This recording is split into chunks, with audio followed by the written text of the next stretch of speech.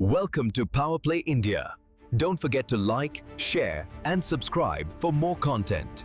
नमस्कार दोस्तों, power play India पर आपका स्वागत है। दोस्तों जरा सोचिए, साल है 2047 2047। भारत एक विकसित देश बन चुका है। हमारे हर घर में 24 घंटे बिजली है, इलेक्ट्रिक गाड़ियां दौड़ रही हैं और फैक्ट्रीज बिना रुके चल रही हैं। लेकिन इस सपने को पूरा करने के लिए हमें चाहिए अनलिमिटेड क्लीन एनर्जी, और इसी सपने को पूरा करने के लिए भारत सरकार ने दिसंबर 2025 में एक ऐसा कानून पास किया जिसने पिछले 60 सालों के इतिहास बदल दिया। इसका नाम है शांति एक्ट 2025। लेकिन जरा रुकिए, विपक्ष और कुछ एक्सपर्ट्स इसे शांति नहीं बल्कि अशांति कह रहे हैं। उनका कहना है कि यह कानून आम जनता की जान को खतरे में डाल सकता है। आखिर क्या है यह कानून में? क्या अडानी और टाटा जैसे बड़े प्लेयर्स इसमें कूद पड़े हैं? और क्या सच है ये न्यूक्लियर एनर्जी का गेम चेंजर, या ये एक बहुत बड़ा रिस्क है? आज के इस वीडियो में हम इस एटॉमिक शिफ्ट की पूरी कहानी डिकोड करेंगे, तो देखते रहिए। सबसे पहले समझते हैं कि हमें इस नए कानून की जरूरत क्यों पड़ी। कहानी शुरू होती है दोस्तों 1962 में। आजादी के बाद होमी भाभा और नेहरू जी ने तय किया कि न्यूक्लियर एनर्जी बहुत ही सेंसिटिव मामला है, इसलिए 1962 का एक्ट बनाया गया जिसमें कहा न्यूक्लियर पावर पर सिर्फ और सिर्फ सरकार का हक होगा। प्राइवेट कंपनियों के लिए नो एंट्री का बोर्ड लगा दिया गया। नतीजा क्या हुआ?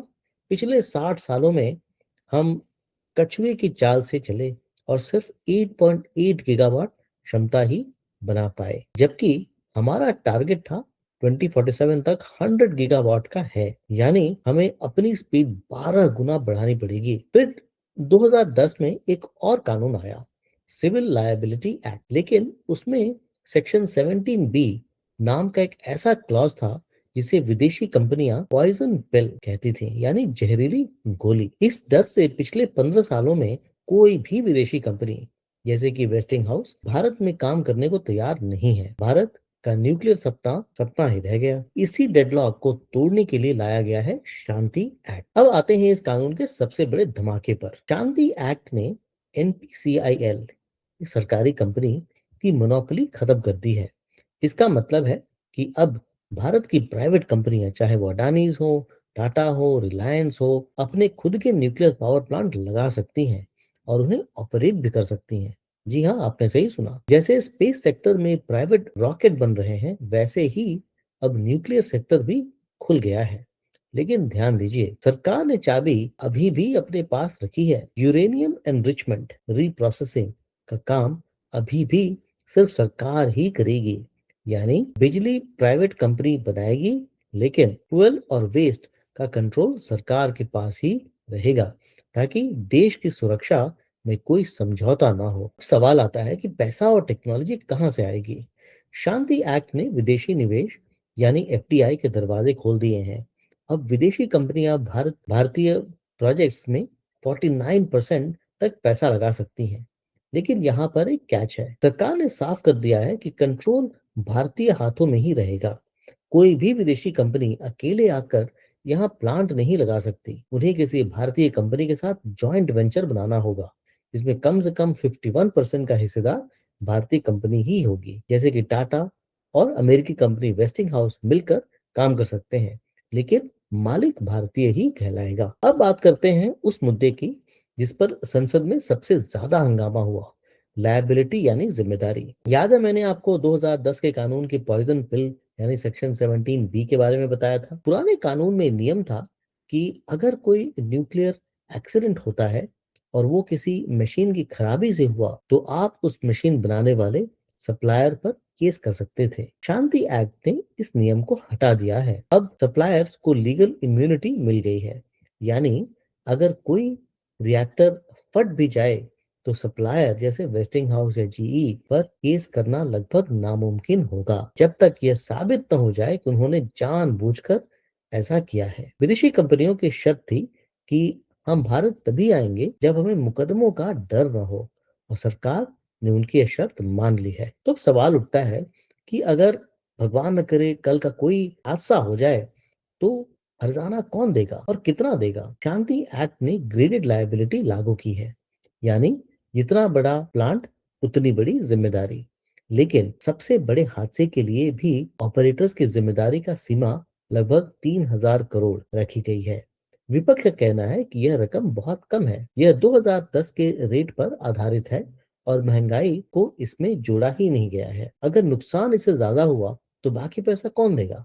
जवाब है भारतीय सरकार, यानी इनडायरेक्टली हम और आप, टैक्स पेयर्स। आलोचक इसे कहते हैं privatising profits and socialising losses, यानी मुनाफा कंपनी का और नुकसान जनता का। अब प्राइवेट कंपनियां प्रॉफिट के लिए न्यूक्लियर प्लांट चलाएंगी तो सेफ्टी कौन देखेगा? इसके लिए एईआरबी यानी एटॉमिक एनर्जी रेगुलेटरी बोर्ड को अब एक मैंडेटरी बॉडी बना दिया गया है, यानी अब उसके पास कानूनी ताकत है।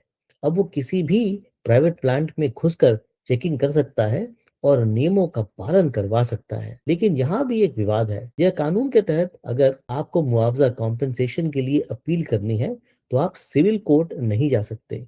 आपको एक विशेष ट्रिब्यूनल में जाना होगा। और सुनिए, इस ट्रिब्यूनल का हेड कौन होगा? एटॉमिक एनर्जी कमीशन का चेयरमैन, यानी जो व्यक्ति न्यूक्लियर इंडस्ट्री को प्रमोट कर रहा है वही जज बनकर फैसले भी सुनाएगा। इसे लेकर कई एक्सपर्ट्स कॉन्फ्लिक्ट ऑफ इंटरेस्ट का सवाल उठा रहे हैं। थोड़ा टेक्निकल बात करते हैं अब, लेकिन सरल भाषा में। शांति एक्ट का असली हीरो बड़े बड़े प्लांट्स नहीं, बल्कि एसएमआर, स्मॉल मॉड्यूलर रिएक्टर्स हैं। ये क्या है? समझ लीजिए कि अगर पुराना न्यूक्लियर प्लांट एक बड़ा डेस्कटॉप कंप्यूटर था तो एसएमआर एक लैपटॉप है, छोटा, सस्ता और जल्दी बनने वाला। रिपोर्ट्स के मुताबिक अडानी ग्रुप उत्तर प्रदेश में ऐसे ही 8 छोटे रिएक्टर लगाने की बात कर रहे हैं। इनका इस्तेमाल बड़े शहरों को बिजली देने के लिए नहीं, बल्कि बड़ी बड़ी फैक्ट्री और डेटा सेंटर जो एआई के लिए जरूरी है को 24 घंटे बिजली देने के लिए होगा।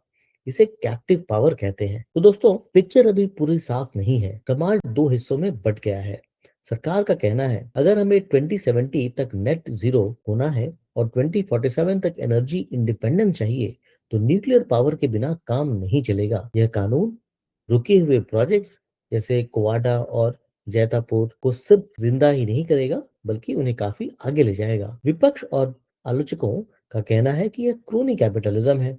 यह कानून सिर्फ कुछ खास कॉर्पोरेट दोस्तों के फायदा पहुंचाने और विदेशी कंपनियों को बचाने के लिए लाया गया है। उनका डर है कि भोपाल गैस ट्रेजेडी के पीड़ितों को आज तक पूरा न्याय नहीं मिला और अब हमने न्यूक्लियर सेक्टर में भी कंपनियों को खुली छूट दे दी है। तो निष्कर्ष क्या है दोस्तों? ये शांति है या अशांति है? शांति एक्ट 2025 भारत की ऊर्जा क्षेत्र यानी एनर्जी सेक्टर का अब तक का सबसे बड़ा गैम्बल है। हमने स्टेट कंट्रोल से हटकर मार्केट इकोनॉमी का रास्ता चुना है। 2027 से 2032 के बीच हमें पहले प्राइवेट रिएक्टर्स बनते हुए दिखेंगे। अगर यह सफल हुआ तो भारत एनर्जी सुपर पावर बनेगा, लेकिन अगर सेफ्टी में चूक हुई तो इसकी कीमत बहुत भारी हो सकती है। अब आप बताइए, क्या प्राइवेट कंपनियों को न्यूक्लियर पावर बनाने का इजाजत मिलना चाहिए? इससे क्या हमें सफलता मिलेगी या हमें सुरक्षा के साथ रिस्क नहीं लेना चाहिए? नीचे कमेंट्स में अपनी राय जरूर लिखें।